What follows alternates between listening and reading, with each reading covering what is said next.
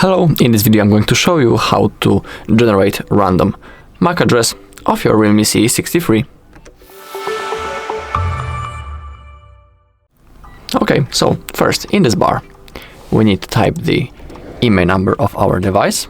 Of course, we are on the IMEI.info page. Also, if you don't know how to find the IMEI number of your device, on our channel there is a video when I'm showing you all possible options on the site, and I'm also showing how to find the IMEI number of your REALME C63. So if you want, you can look for it. It is on our channel.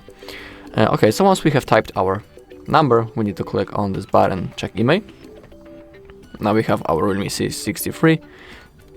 Now scroll down into the bottom until we find the basic checks and click on the MAC address generator.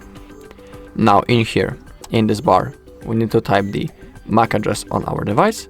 Also, if you don't know how to find it, on our channel there is a video when I'm showing you how to find it. And also you can click on right in here, check how to find the MAC address. And in here also you have an instruction how to do it on Android, iPhone, and below there will also be Windows, macOS, and the Ubuntu. Okay, but now click on generate random MAC address, scroll down, and in here we have our 10 random MAC addresses.